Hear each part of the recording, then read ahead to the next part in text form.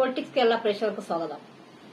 ആനൂർക്കാവിൽ ഒരു സ്ത്രീയുടെ ജീവൻ എടുത്ത ഹിറ്റ് ആൻഡ് റൺ കേസിൽ എത്തപ്പെട്ട പ്രതിസ്ഥാനത്ത് നിൽക്കുന്ന ശ്രീകുട്ടിയെക്കുറിച്ച് എന്തെങ്കിലും ഒന്ന് രണ്ട് വാക്ക് പറയുക എന്നുള്ളതാണ് ഞാൻ ആഗ്രഹിക്കുന്നത്. ശ്രീകുട്ടി ലഹരിക്ക് അടിമയായിരുന്നു എന്നുള്ളതാണ് പരമാർത്ഥം. ലഹരിയായിരുന്നു ശ്രീകുട്ടിയുടെ ജീവൻ ഇത്തരത്തിലേക്ക് വലിച്ചിഴക്കപ്പെട്ടതെന്നത് മറ്റൊരു സത്യം. ശ്രീകുട്ടി തന്റെ 18ാമത്തെ വയസ്സിൽ തന്നെ സ്വന്തം അച്ഛൻ നടത്തുന്ന ശരവണ മൊബൈൽസ് എന്ന സ്ഥാപനത്തിൽ നിന്നും കുറച്ചധികം കാശുകളുമായിട്ടാണ് തന്റെ വീട്ടിലെ കാർ ഡ്രൈവറും കുതിര ട്രെയിനറുമായ യുവാവിനൊപ്പം ചെന്നൈയിലേക്ക് ഒളിച്ചോടി പോകുന്നത്. ചെന്നൈയിലേക്ക് എത്തപ്പെട്ട ശേഷം ശ്രീകുട്ടിയുടെ ജീവിതം എന്തായിരുന്നുവെന്ന് ആർക്കും അറിയില്ല. ഈ വാർത്തകൾ പറയുന്നതൊക്കെ പ്രദേശവാസികളിൽ നിന്നും കിട്ടിയിട്ടുള്ള മൊഴികളുടെ അടിസ്ഥാനത്തിലാണ്. പ്രദേശവാസികൾക്ക് ചെന്നൈയിലേക്ക് ഇവിടുന്ന് ഒളിച്ചോടിപ്പോയി ചെന്നൈയിലേക്ക് എത്തപ്പെട്ട ശേഷമുള്ള ശ്രീകുട്ടിയുടെ ജീവിതം എന്താണെന്ന് അറിയില്ല. എന്നാൽ കുറച്ചു നാളുകൾക്ക് ശേഷം ഒരു കൈക്കുഞ്ഞുമായി ശ്രീകുട്ടി തിരികെ എത്തി എന്നുള്ളതാണ് പ്രദേശവാസികൾ പറയുന്നത്. ഈ കൈക്കുഞ്ഞുമായി തിരികെ നെയ്യാറ്റിൻകരയിലേക്ക് എത്തിയ ശ്രീകുട്ടി അതിനുശേഷമാണ് MBBS പഠനം കോയമ്പത്തൂരിൽ നിന്നും എടുക്കുന്നത്. നെയ്യാറ്റിൻകരയിലെ വഴുതൂർ എന്ന സ്ഥലത്തിലെ സുഭദ്രാമ്മയുടെയും ഷാജിയുടെയും മകളാണ് ശ്രീകുട്ടി. ഷാജിയുടെ 2ാം ഭാര്യയാണ് സുഭദ്ര എന്നത് മറ്റൊരു വിശേഷം.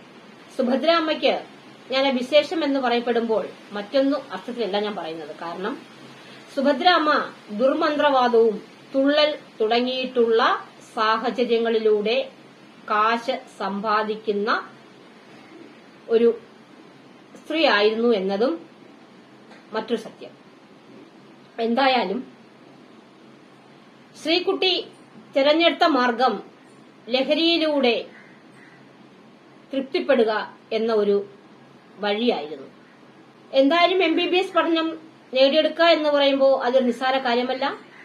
വളരെയധികം ബുദ്ധിമുട്ട് സഹിച്ചും വളരെയധികം കഷ്ടപ്പാടുകൾ സഹിച്ചും തന്നെയാണ് നമ്മൾ MBBS പഠനം പൂർത്തിയാക്കുന്നത്, ജയിക്കുന്നത്. അതിൽ നമുക്ക് ശ്രീകുട്ടിയെ അഭിനന്ദിച്ചേ പറ്റൂ. പൊളിറ്റിക്സ് കേരള അഭിനന്ദിക്കുന്നു.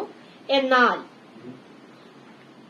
ശ്രീകുട്ടിയെക്കുറിച്ച് നമ്മൾ മറ്റൊരു ഭാഗത്തേക്ക് ചിന്തിക്കുമ്പോൾ ഇത്രയധികം അഭ്യസ്ത വിദ്യയായിട്ടുള്ള ആ പെൺകുട്ടി തെരഞ്ഞെടുത്ത മാർഗം വളരെയധികം ഹീനകരമായിരുന്നു എന്നുള്ളതാണ്. ലഹരിയുടെ അടിമയായി മാറിയ ശ്രീകുട്ടി, ലഹരികൾ ഉപയോഗിക്കുന്നതിൽ വളരെയധികം തൽപരയായിട്ടുള്ള ശ്രീകുട്ടി, അവർ ഒരു ഗൈനക്കോളജിസ്റ്റ് ആയിരുന്നു എന്നത് അതിനേക്കാൾ രസകരമായ ഒരു വസ്തുതയാണ്. ശേഷം 2ാമതും ശ്രീകുട്ടി കല്യാണം കഴിക്കുന്നു. 2ാമത് കല്യാണം കഴിക്കുന്നതും ബന്ധം വേർപെട്ടു പോകുന്നു. അവിടെ എത്തിയിട്ടും ശ്രീകുട്ടി പാഠങ്ങൾ പഠിക്കുന്നില്ല. ഒരുപക്ഷെ ലഹരിക്ക് അടിമയായിപ്പെട്ട ശ്രീകുട്ടി തന്റെ ബോധമില്ലായ്മയിൽ കാട്ടിക്കൂട്ടുന്ന വികൃതികളാണോ മറ്റ് സംവിധാനങ്ങളെന്ന് നമുക്ക് ഒന്ന് ചിന്തിച്ചു നോക്കാം എന്ന് മാത്രമേ പറയാൻ സാധിക്കുകയുള്ളൂ. 2ാം വിവാഹവും തകർന്നുപോയ ശ്രീകുട്ടി 1 വർഷം മുന്നെയാണ് കരുനാഗപ്പള്ളിയിൽ ഒരു സ്വകാര്യ ആശുപത്രിയിൽ ഗൈനക്കോളജി വിഭാഗത്തിൽ ഡോക്ടറായി പ്രവേശിക്കുന്നത്. അവിടെ വെച്ചാണ് അജ്മൽ എന്ന് പറയുന്ന യുവാവുമായിട്ട് ശ്രീകുട്ടി പരിചയപ്പെടുന്നത്.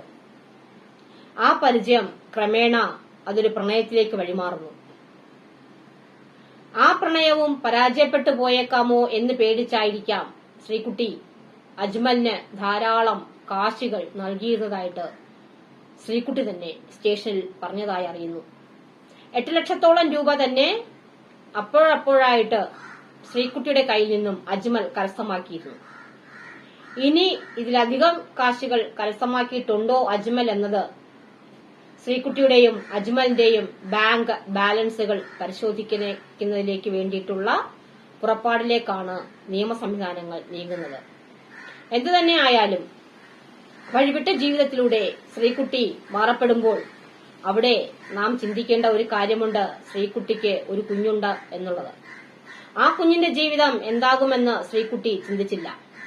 ശ്രീകുട്ടി തന്റെ കുഞ്ഞിന്റെ ഭാവിയെക്കുറിച്ച് ഓർക്കാതെ തന്റെ ഭാവിയെക്കുറിച്ച് ഓർക്കാതെ ലഹരിയുടെയും പുരുഷ സംസർഗങ്ങളുടെയും ഇടയിലേക്ക് നുഴഞ്ഞു കയറുകയായിരുന്നു. എന്തു തന്നെയായാലും ശരിയാണ്, ശ്രീകുട്ടി അജ്മലും സഞ്ചരിച്ചിരുന്ന കാറ് ബൈക്കിലേക്ക് ഇടിക്കപ്പെടുമ്പോൾ അതിന്റെ കുഞ്ഞ് ബോണറ്റിൽ തട്ടി താഴേക്ക് വീഴുന്നു. പക്ഷേ അജ്മൽ ആ സമയത്ത് വണ്ടി മുന്നോട്ടെടുക്കാതിരുന്നുവെങ്കിൽ തീർച്ചയായിട്ടും ആ കുഞ്ഞിന്റെ മരണം അവിടെ സംഭവിക്കുമായിരുന്നില്ല എന്ന് കാണികൾ പറയുന്നു. അതിലും രസകരമായ ഒരു വസ്തുത, ഓടിക്കൂടിയ കാണികൾ അജ്മലിനോട് വണ്ടി എടുക്കരുതടാ എന്ന് ഉച്ചത്തിൽ അലർന്നുണ്ടായിരുന്നു എന്നുള്ളതാണ്. എന്നിട്ട് പോലും അജ്മൽ അത് കേൾക്കാതെ ആ വണ്ടി മുന്നോട്ട് പായിക്കുകയായിരുന്നു. ആ വണ്ടി മുന്നോട്ട് പായിച്ചതിന്റെ ഫലമാണ് ആ കുഞ്ഞ് മരിക്കപ്പെട്ടു പോയത്, മരണത്തിലേക്ക് പോയത്. എന്തു തന്നെയായാലും അജ്മല് ഇതിനു മുന്നും 5 കേസുകളിൽ പ്രതിയായ ഒരു വ്യക്തിയാണ്. മാത്രമല്ല അയാളും ലഹരിക്ക് അടിമയാണ്. ഇവിടെ കരുനാഗപ്പള്ളിയിൽ ആശുപത്രിയിലെ ഡോക്ടറായിരിക്കുമ്പോൾ റെയിൽവേ സ്റ്റേഷനടുത്തുള്ള ഒരു വാടക വീട്ടിലായിരുന്നു ശ്രീകുട്ടി താമസിച്ചിരുന്നത്.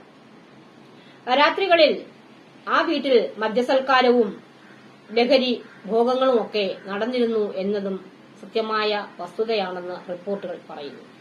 ഇപ്പോ ഈ അവസരത്തിൽ ഒന്നു മാത്രമാണ് നമുക്ക് പറയാനുള്ളത്. നമ്മളൊക്കെ സദാചാര പോലീസ് എന്ന് പറഞ്ഞ് മാറ്റി നിർത്തുന്ന ഒരു വിഭാഗമുണ്ട്.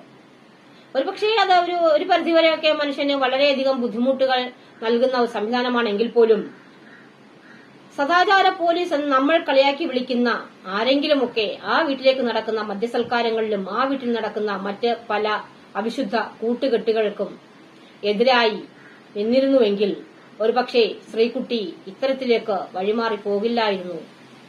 വഴിമാറിപ്പോയിരുന്നുവെങ്കിൽ പോലും ശ്രീകുട്ടി ആരെങ്കിലുമൊക്കെ ഭയപ്പെടുമായിരുന്നു. ഇപ്പോ നമ്മളൊക്കെ പറയുന്ന ഒരു ന്യൂജൻ വിഭാഗമുണ്ട്. ന്യൂജൻ വിഭാഗം പറയുന്നത് ഞങ്ങൾ ന്യൂജനാണ്, ഞങ്ങൾക്ക് എന്തും ചെയ്യാം, ഞങ്ങൾക്ക് എന്തും പ്രവർത്തിക്കാം, ആരുണ്ട് ചോദിക്കാൻ, ഇത് ഞങ്ങളുടെ റൈറ്റ് ആണെന്നാണ്. പക്ഷേ ഈ ന്യൂജൻ വിഭാഗങ്ങൾ ഇത്തരത്തിലേക്ക് തങ്ങളുടെ ജീവിതം കുത്തഴിഞ്ഞ വഴികളിലേക്ക് പറത്തിവിടുമ്പോൾ അവർ ഒന്ന് ചിന്തിക്കണം.